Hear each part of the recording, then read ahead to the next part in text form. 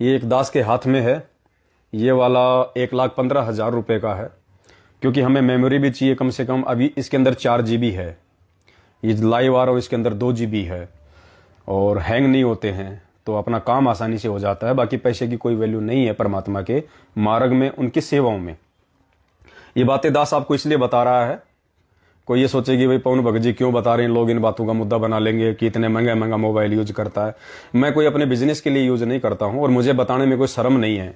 जब पैसा परमात्मा ने आप भाई बहनों को निमित्त बना के दिया है, और सेवा परमात्मा इस कुत्ते से करवा रहा है, तो सेवा के लिए जो साधन चाहिएगा भाई, वो चाहे 1 करोड़ रुपए का आए, चाहे वो 20 लाख रुपए का आए, वो लेना भी जरूरी है, और लेने के बाद में आप भाई बहनों को जो है बताना भी जरूरी है।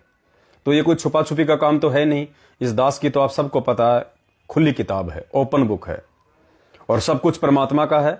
जिस दिन परमेश्वर आ जाएंगे, ये सारी चीजें गाड़ी समेत, मोबाइल, ये डिजिटल बोर्ड, जो भी चीज है, सुई से लेके हाथी तक जो भी सेवा में आई है, सबसे पहले परमात्मा जी के चरणों में जाएगी।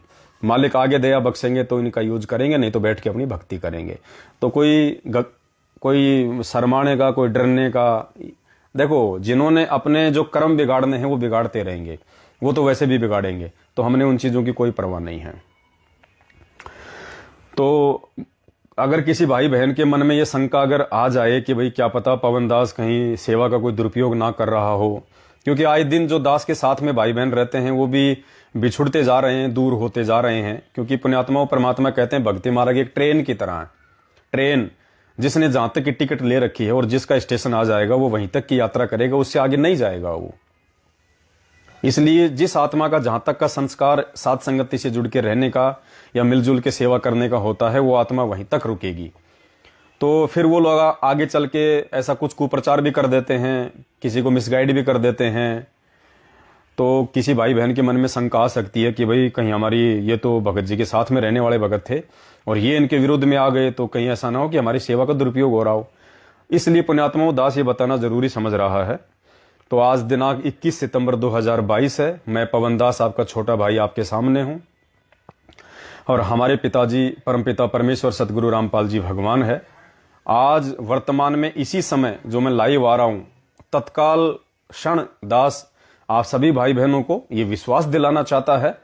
वैसे आपको विश्वास है, मुझे पता है, लेकिन फिर भी जो कोई भगत भाई बहन हो जिनके मन में इस प्रकार की कोई खरपतवार आ चुकी हो, उनके लिए तो वर्तमान समय तक ये दास अपने परमपिता परमेश्वर सतगुरु रामपाल जी भगवान के श्री चरणों की सौगंध खाके, और कहते हैं कि भाई आदमी के लिए उसके बच्चे बहुत ज्यादा प्रिय होते हैं, प्यारे होते हैं।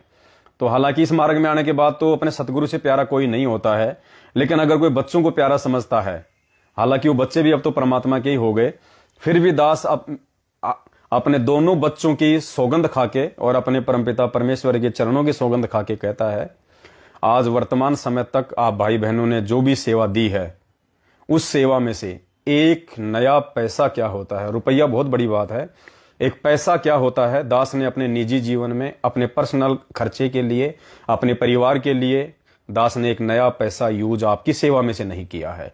क्योंकि मुझे परमात्मा का नरसी भगत वाला जो सत्संग है कि अगर वो पलोथन भी अगर दुरुपयोग हो गया, वो बच गया सेवा से, तो सेवा देने वाले को परमात्मा लाभ नहीं देंगे। तो भाई क्यों मैं अपने कर्म बिगाड़ूं, क्यों मेरे माध्यम से आप भाई बहनों के कर्म बिगड़े। तो दास ऐसी आफत में पांव नहीं देगा।